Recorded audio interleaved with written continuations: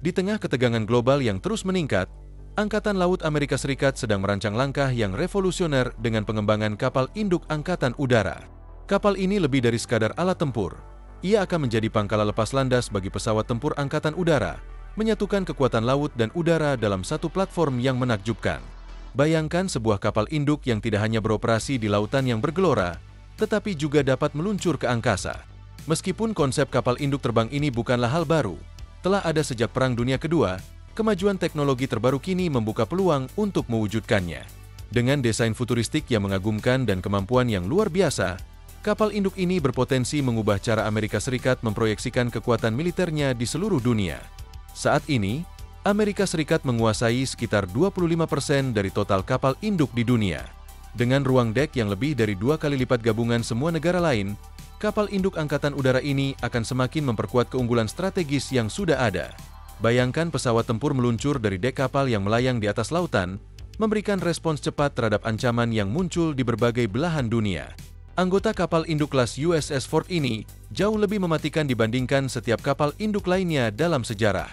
Ciri-ciri berikut membuktikan bahwa reaktor nuklir nomor 3 dengan tenaga nuklir 2 mesin Bechtel A1B adalah yang paling mematikan. Mesin mutakhir yang diciptakan untuk digunakan pada USS Gerald Ford memungkinkan kapal induk ini hanya perlu mengisi bahan bakar sekali selama masa operasional 50 tahun. Mesin ini memanfaatkan sifat energi nuklir yang abadi, dapat beroperasi selama 25 tahun tanpa perlu mengisi bahan bakar dan memiliki kecepatan puncak sekitar 30 knot. Dengan kemampuan ini, kapal induk super ini dapat mengakses setiap negara di planet ini tepat pada waktunya untuk melakukan kunjungan persahabatan kepada sekutu dan mendatangkan malapetaka pada musuh. Sensor dan sistem pemrosesan baru USS Ford menghadirkan teknologi terkini, termasuk sensor, prosesor, dan senjata yang diperlukan untuk menjaga keseimbangan antara kecerdasan dan kekuatan tempur.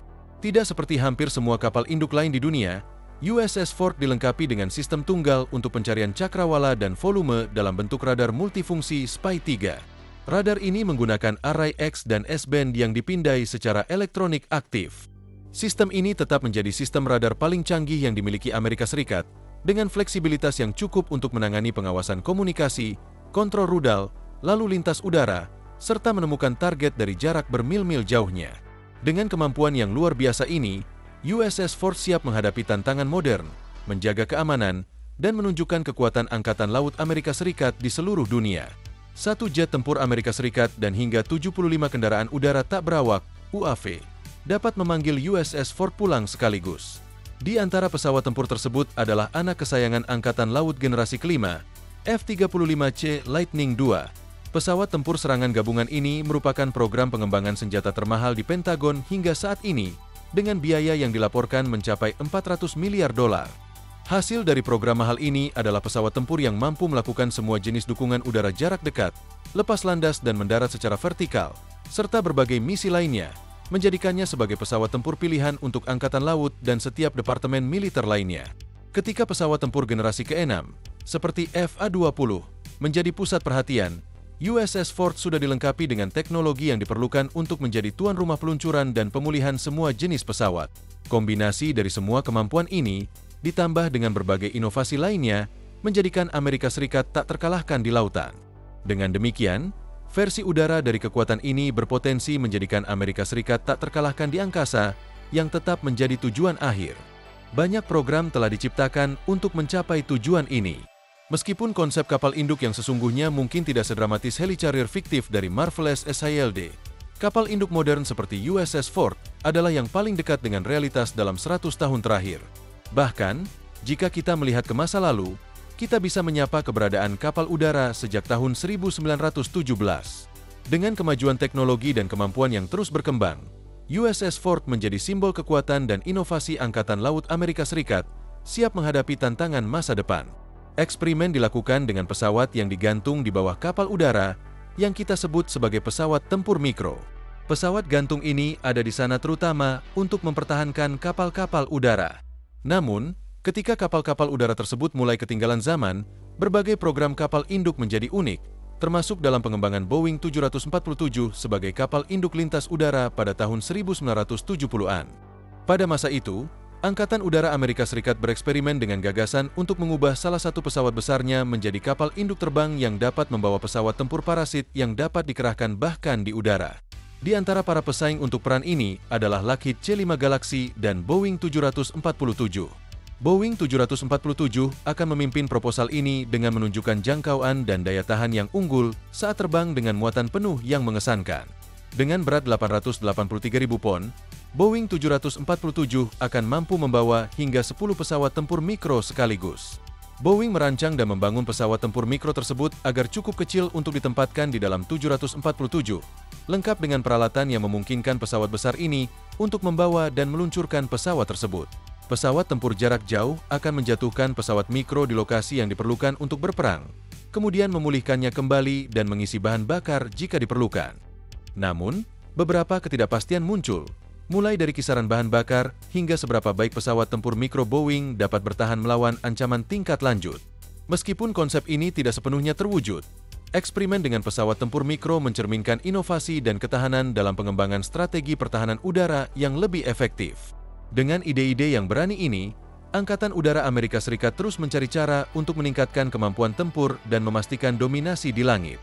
Mereka seharusnya mengambil ancang-ancang karena pada akhirnya proposal tersebut tidak pernah lolos dari laporan Boeing. Namun, laporan tersebut menetapkan bahwa meskipun ada banyak tantangan, konsep tersebut, walaupun mungkin mahal, sebenarnya secara teknis layak untuk dilakukan. Lockheed CL-1201 yang bertenaga nuklir tetap setia pada sifatnya dalam mendorong batas inovasi dengan memutuskan untuk menggunakan kapal induk terbang seukuran kapal induk tradisional. Pesawat atau kapal induk ini akan memiliki berat terobosan sebesar 5.265 ton dan berdiri setinggi gedung 14 lantai. Untuk mendapatkan ukuran kapal sebesar itu, strukturnya dirancang untuk terbang dengan lebar sayap 1.120 kaki dan badan pesawat sepanjang 560 kaki, yang panjangnya 2,5 kali Boeing 747 dari ujung ke ujung. Namun secara mengejutkan, Lockheed CL-1201 hanya dapat ditenagai oleh 4 mesin turbofan besar yang menggunakan bahan bakar jet biasa hingga ketinggian di bawah 16.000 kaki. Pada saat itu, energi nuklir dari reaktor di dalamnya mengambil alih dan memberi daya pada jet selama 41 hari berturut-turut tanpa mengisi bahan bakar atau harus mendarat. Dalam kenyataannya, pesawat ini dapat mempertahankan kecepatan jelajah Mach 0,8 pada ketinggian sekitar 30.000 kaki. Pesawat besar ini akan memiliki awak sebanyak 845 orang dan dapat mengerahkan 22 pesawat tempur multiperan dengan hangar untuk perbaikan. Namun, kemungkinan biaya miliaran dolar dan terlalu banyak jam kerja yang dibutuhkan untuk produksi dan pemeliharaan menjadi alasan mengapa pesawat tersebut tidak pernah berhasil melewati tahap proposal. Meskipun demikian, konsep Lockheed CL-1201 hingga hari ini tetap menjadi anomali sejarah yang terus menginspirasi perhatian baru. Inovasi dan ambisi yang terkandung dalam proposal ini menunjukkan betapa jauh langkah pemikiran manusia dalam menciptakan teknologi pertahanan yang lebih maju. Dari dunia pembom strategis, B-36, pembawa perdamaian, adalah pesawat lain yang dirancang untuk ditingkatkan dalam perannya sebagai pengangkut pesawat tempur mikro. Pesawat tempur mikro yang dimaksud adalah Donald F-85 Goblin, dan B-36 dapat menampung hingga 4 di antaranya. Pada tahun 1950-an, B-36 menjadi pilihan yang ideal berkat ukuran dan bobotnya yang sangat besar, dengan lebar sayap mencapai 230 kaki, menjadikannya lebih kecil bahkan dari B-52 Stratofortress dan memperkuat status B-36 sebagai salah satu pesawat terbesar yang pernah ada.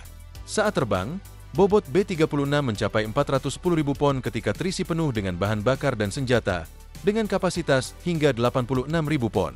Meskipun semua kebanggaan ini, B-36 tidak pernah terbang dalam misi operasional. Seandainya pesawat ini diinginkan untuk digunakan, kemampuan Amerika Serikat untuk membom Berlin secara efisien pada Perang Dunia Kedua akan berakhir pada saat kapal tersebut siap. Namun, ukuran dan jangkauannya yang sangat besar mendorong Angkatan Udara untuk mempertimbangkan penggunaannya sebagai kapal induk terbang. Sayangnya, rencana tersebut tidak membuahkan hasil seiring dengan berakhirnya Perang Dunia Kedua. Meskipun B-36 tidak pernah mencapai puncak operasionalnya, warisannya sebagai inovasi dalam desain pesawat tetap dikenang dalam sejarah penerbangan militer.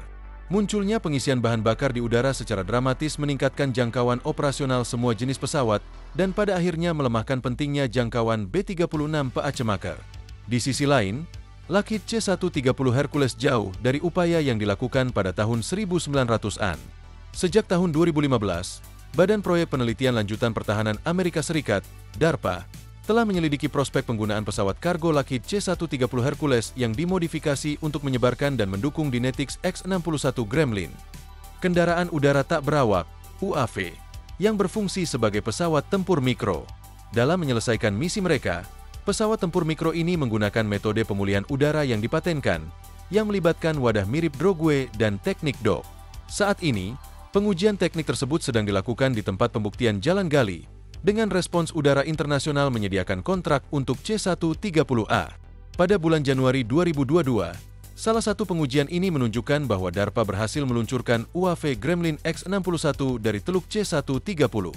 Jika pengujian tersebut menunjukkan hasil yang memuaskan dan kapal induk dapat diluncurkan secara resmi, hal ini akan memungkinkan kita untuk mengerahkan drone dari kapal induk saat masih berada di luar pertahanan udara musuh.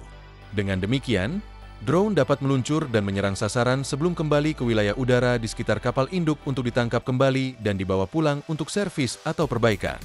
Namun, pengujian tersebut tidak semuanya berjalan lancar. Meskipun pengujian menunjukkan bahwa drone tersebut dapat digunakan oleh C-130, drone itu akhirnya mengalami kerusakan setelah 1,5 jam penerbangan yang diakhiri dengan kegagalan parasut. Meski demikian, ini mungkin merupakan perbaikan mudah yang dapat diatasi dalam pengujian berikutnya. Kendala ini tidak menghalangi program untuk terus berjalan sesuai rencana, tetapi memfasilitasi munculnya program serupa lainnya. Pada akhirnya, ini memberikan kita visi tentang kapal induk super di angkasa yang dapat melengkapi armada kapal induk yang sudah kuat. Menurut para ahli, armada kapal induk dan kapal induk ini akan menjadi lebih kuat lagi. Jangan lupa untuk berlangganan saluran ini dan memberi video ini suka. Ingat, ini menurut para ahli, jadi silakan lakukan sekarang. Itu saja untuk video ini. Terima kasih telah menonton.